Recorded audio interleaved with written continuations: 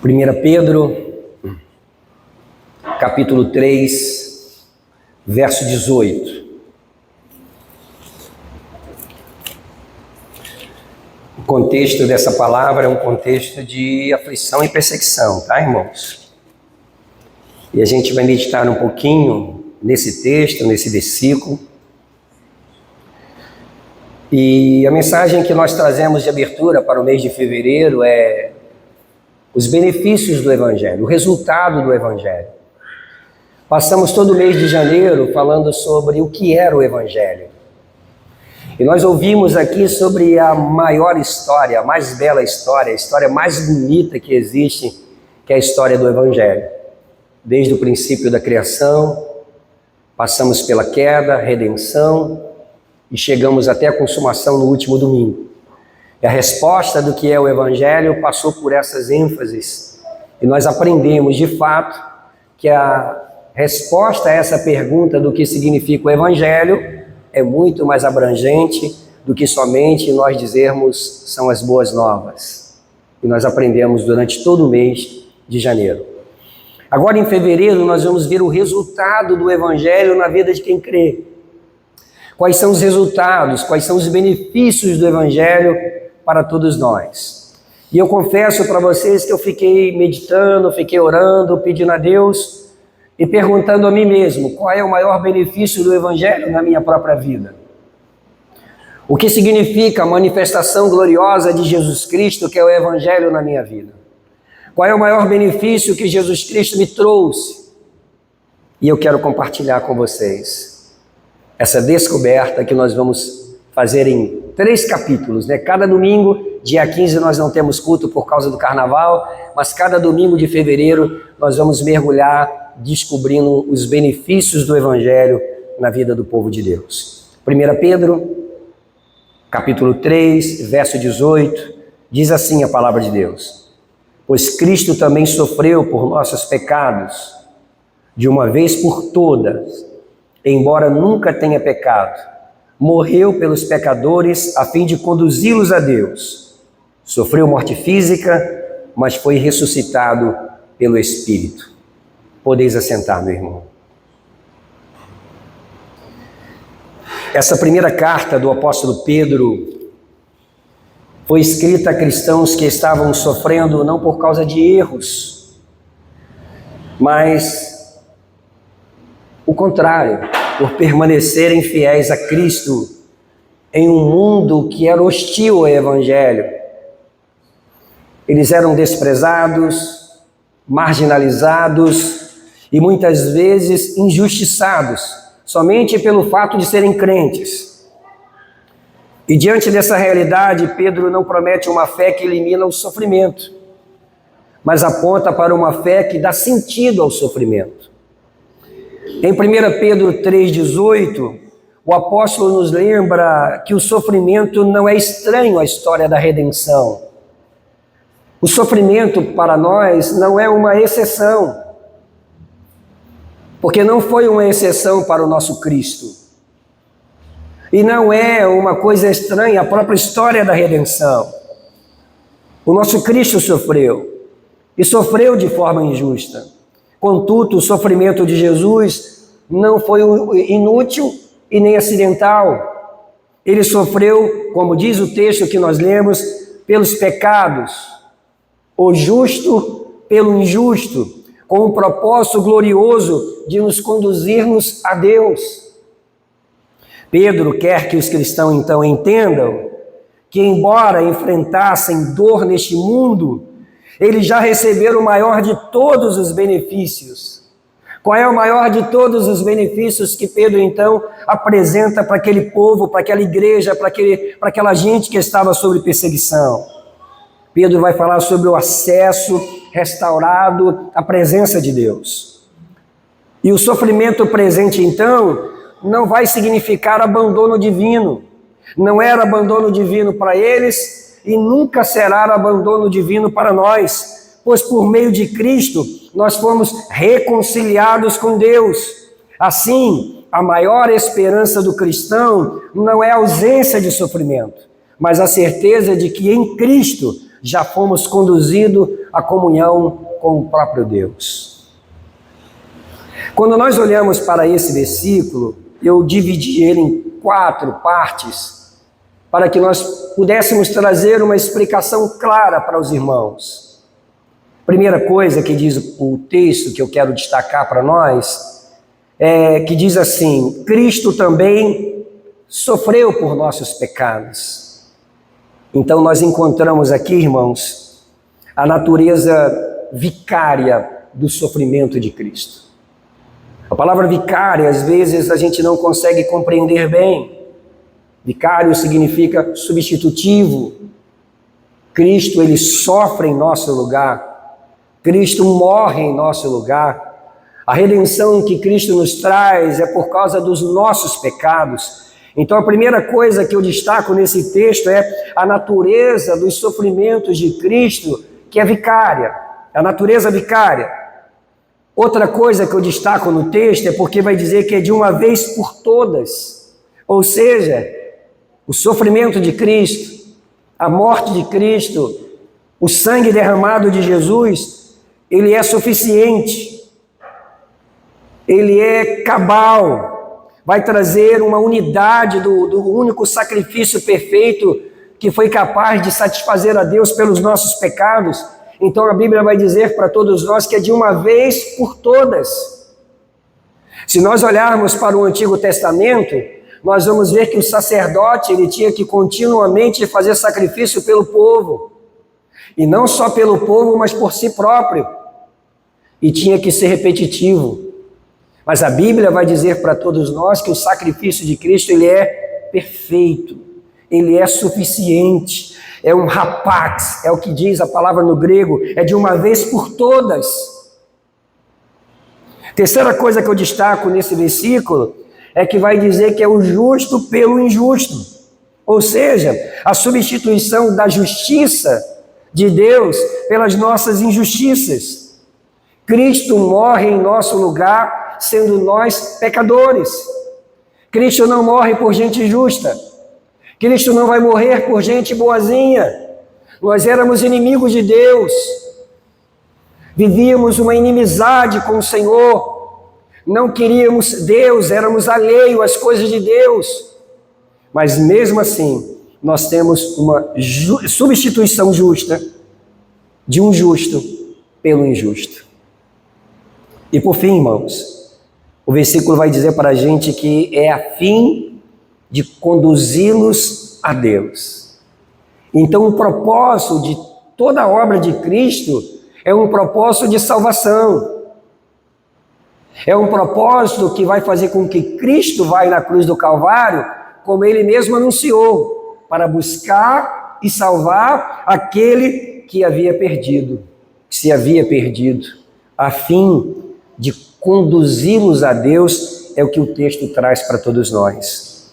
Essa expressão, irmãos, a fim de conduzi-los a Deus, ela vai ter um sentido bem profundo, porque o significado desse texto vai dizer assim, levar para perto. Quando Pedro diz conduzi-los a Deus, não é somente conduzir, mas é maior do que conduzir, é mais do que conduzir, é nos levar para perto da presença de Deus, é introduzir formalmente. Essa palavra traz a ideia de dar acesso a alguém de posição superior, ou seja, a morte de Cristo nos leva para a presença de Deus, nos dá acesso à presença de Deus.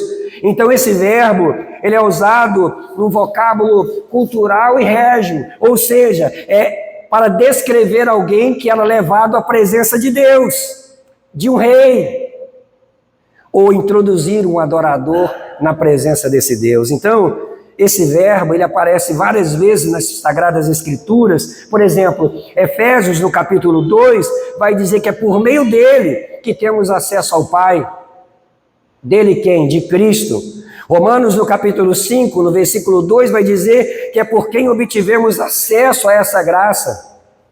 E nós poderíamos dizer tantos outros textos, por exemplo, que vai dizer que esse novo e vivo caminho foi aberto por Jesus Cristo. Então, o uso dessa palavra que diz, a fim de conduzi-los a Cristo, essa palavra conduzi-lo tem esse forte papel daquilo que o sacerdote fazia no Antigo Testamento. O sacerdote pegava o sacrifício, oferecia o sacrifício e levava o ofertante até a presença de Deus. O sacrifício, então, possibilitava aquela aproximação de Deus. Aquele sacrifício que era levado diante do sacerdote significava que ele tinha um acesso imediato, limitado e temporário na presença de Deus, porque ele tinha que fazer isso novamente. Agora, quando nós encontramos em 1 Pedro, nesse capítulo 3, no verso 18, se referindo a Cristo, vai dizer que ele é o sacrifício perfeito, porque ele sofre pelo nosso pecado.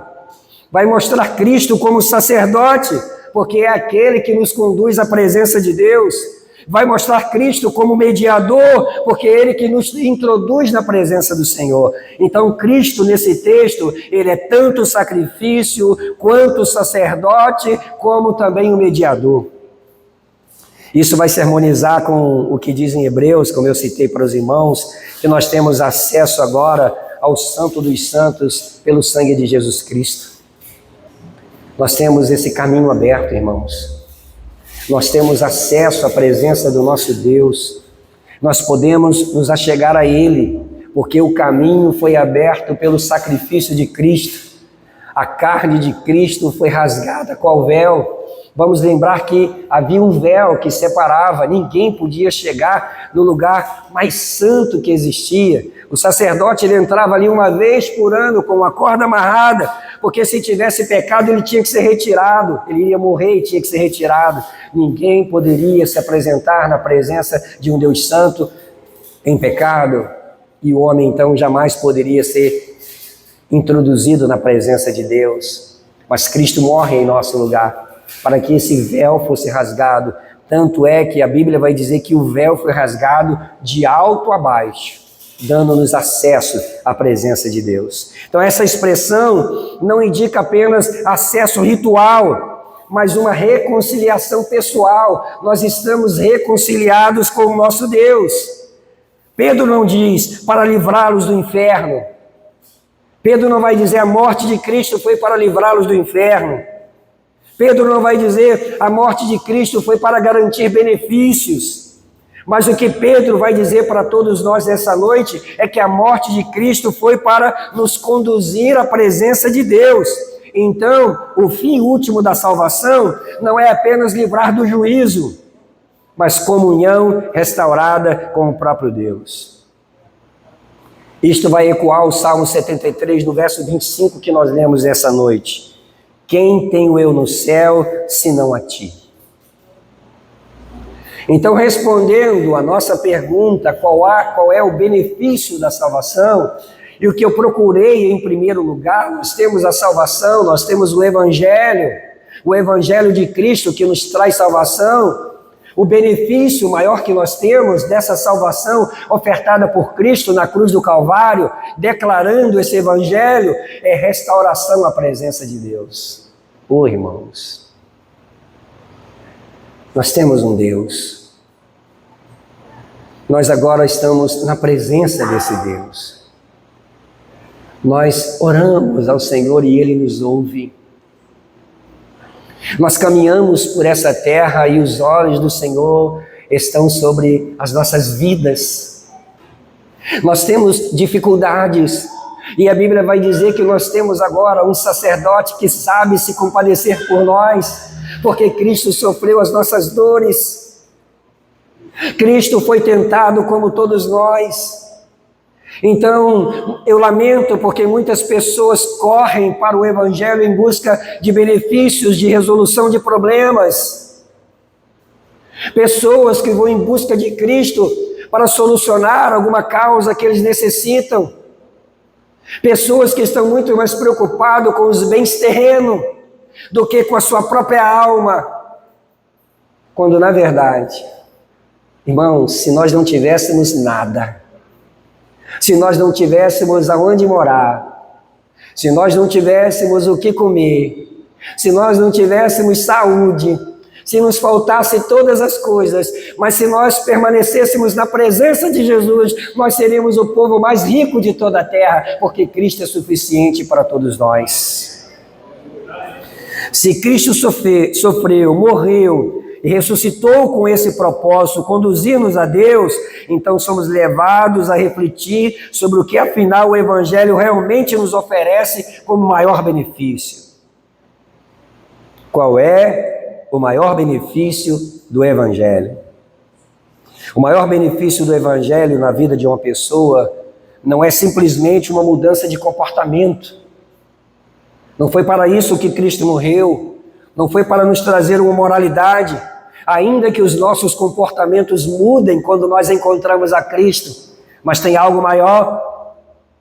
Não é uma experiência emocional, não é um propósito existencial, embora todos esses frutos derivem desse encontro com Cristo. O maior benefício de todos, incomparavelmente, é a restauração da comunhão com Deus através de Cristo, que culmina na justificação do pecador e na transformação contínua de sua vida pelo Espírito Santo para a glória de Deus.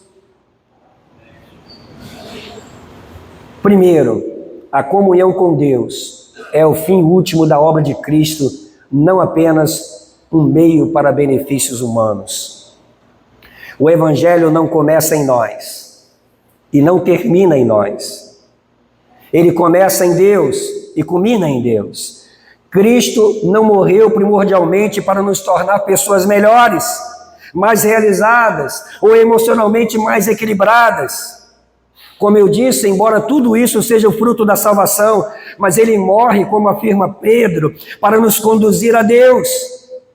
A cruz não é apenas o lugar onde pecadores são perdoados, mas é o caminho pela qual inimigos são reconciliados com o próprio Deus. É um caminho de volta para Deus, é um caminho de comunhão com Deus, é o Espírito Santo habitando em nós e clamando dentro do nosso coração: Abba, Pai. Papaizinho, muito obrigado pela sua dádiva de teu Filho Jesus Cristo. Muito obrigado, papai, porque o Senhor nos leva de volta para a sua casa. Esse é o benefício, essa comunhão com Deus, e isso tem que ser aclarado em nossos olhos, porque o Evangelho hoje ficou resumido a bem-estar. As pessoas ficam ou saem da igreja de acordo com o seu bem-estar, de acordo se a sua vida está tudo bem. E esse versículo que eu escolho de modo proposital nessa noite é para mostrar que a nossa fé está acima das circunstâncias, que a nossa comunhão com Deus está acima de qualquer problema que a gente venha viver nessa terra, que a nossa comunhão com Deus, irmão, é algo mais precioso que nós temos. Eu fui acometido de câncer. E o médico disse para mim que era grave, que era raro. Mas eu louvo a Deus. Eu louvo a Deus. Eu louvo a Deus porque Ele me permitiu passar por isso. Em nenhum momento eu deixei de louvar o nome de Deus. Em nenhum momento eu deixei de dar glória ao Senhor. Em nenhum momento eu sucumbi diante de um câncer, porque eu sabia que o meu maior bem, o meu maior tesouro era o próprio Deus, não era a minha saúde. Entende? Então, meu irmão, o grande benefício que Jesus nos trouxe é essa comunhão com Deus. Viva isso. Então, toda tentativa de reduzir o Evangelho a melhorias e benefícios imediatos empobrece a glória de Deus. O maior problema do ser humano não é a falta de propósito, mas é a separação de Deus. E o maior presente da salvação não é uma vida confortável, escute isso. Eu me lembro que eu fiz alguma pesquisa com os crentes, e eu perguntei a eles: o que você mais quer da vida? E paz, meus irmãos, a maior resposta era felicidade. Todos estão em busca de felicidade. Mas o maior benefício do Evangelho não é trazer felicidade para a gente. O maior benefício do Evangelho não é o Deus que vai resolver todos os nossos problemas a partir do momento que nós rendemos a nossa vida a Ele. Pelo contrário, às vezes, ser chamado por Deus significa muitas tribulações. Servir ao Senhor, às vezes, nos traz uma cruz muito pesada, porque uma cruz é certa, mas às vezes muito pesada. Então, irmãos, o maior presente da salvação não é uma vida confortável que aqueles que estão presos ao materialismo estão buscando, mas é o retorno à comunhão com aquele para quem fomos criados. Como declara o salmista: o que eu tenho no céu senão a ti? Quem eu tenho no céu senão a ti? E na terra não há quem o deseja além de ti. Onde Deus é o prêmio, nada mais pode competir, irmãos. Se Deus é o seu prêmio, se Deus é o seu tesouro, nada mais pode competir. Segunda coisa, nenhuma dádiva terrena se compara à comunhão com Deus, porque todas as dádivas terrenas são temporais, mas Deus é eterno. As promessas terrenas, sucesso, prosperidade, reconhecimento, saúde, são passageiras e instáveis. As Escrituras nos lembram que o mundo passa bem como os seus desejos. Mesmo as melhores bênçãos dessa vida são incapazes de satisfazer plenamente o coração humano, pois fomos criados para algo maior que aquilo que esse mundo pode oferecer. Deus coloca a eternidade dentro do nosso coração, irmãos. E só quem pode preencher o nosso coração é o eterno Deus. A comunhão com Deus, ela é eterna, imutável e é suficiente. Jesus ora ao Pai dizendo: a vida eterna é esta, que te conheçam a ti. Vida eterna não é apenas uma duração sem fim, mas é um relacionamento vivo e contínuo com Deus. Quando o Evangelho nos reconcilia com o Pai, Ele nos concede aquilo que nenhuma circunstância pode roubar. Paulo, mesmo cercado de perdas, mesmo cercado de muitas tribulações, ele vai afirmar: considero tudo como perda, por causa da sublimidade do conhecimento do Evangelho. Perda. Nós sabemos que essa palavra ela é muito mais intensa do que o português aqui pode captar. Ele vai falar de lixo, ele vai falar de esterco, ele vai considerar isso tudo como perda diante da sublimidade do conhecimento de Jesus. Quem possui a Deus, possui o que nenhuma crise pode destruir. Se você possui a Deus, se você é possuído por Deus, se o Espírito Santo habita no seu coração, nenhuma crise pode destruir isso. Último ponto. A verdadeira transformação cristã flui da comunhão restaurada com Deus pelo Espírito. A justificação é aquele martelo de Deus nos declarando justo diante do Senhor. E a comunhão nos mantém vivo diante dele. O Evangelho não apenas remove a culpa do pecado, mas restaura a presença de Deus na vida do crente. Pelo Espírito Santo, Deus habita em nós e nos conforma à imagem de seu Filho. Assim, a santificação não é uma tentativa humana de agradar a Deus, mas é o fruto inevitável de uma vida reconciliada com Deus.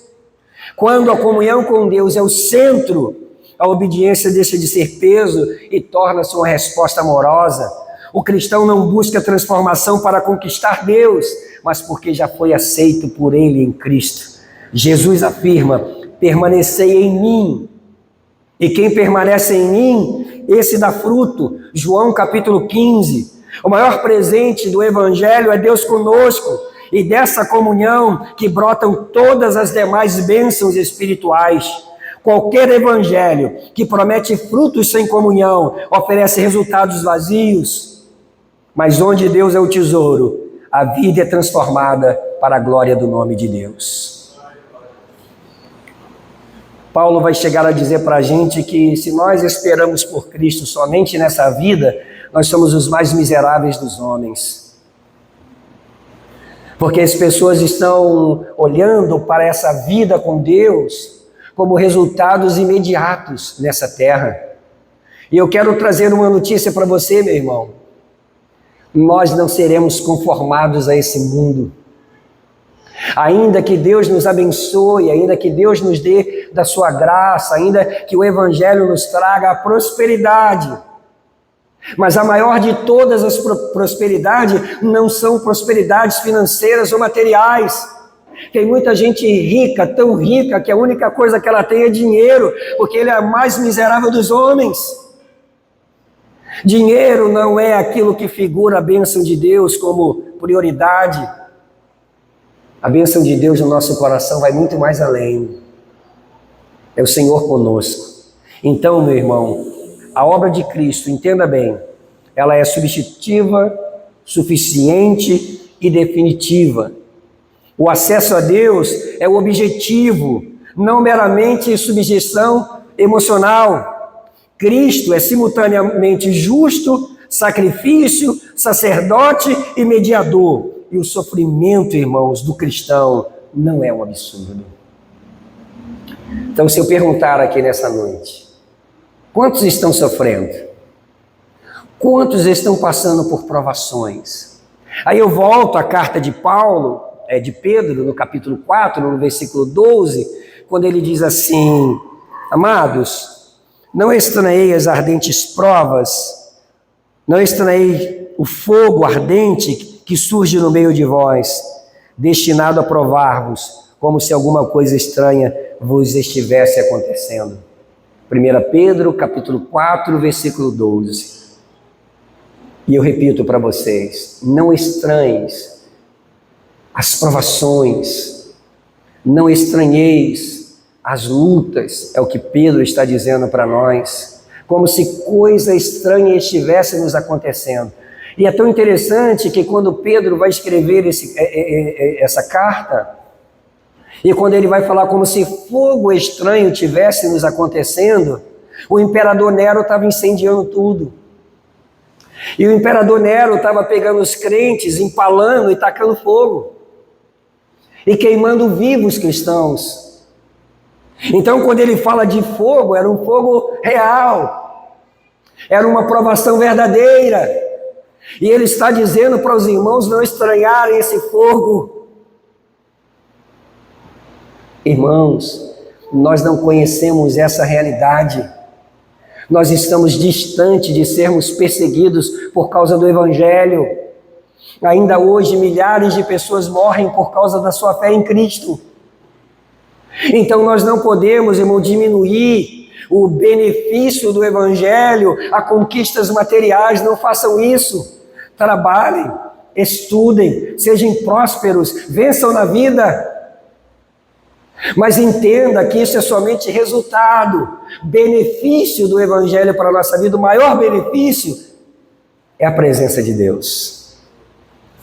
Ele corre dentro de uma história já reconciliada com Deus. Sofrer por causa da justiça não rompe a comunhão com Deus, pois Cristo já nos reconduziu a Ele.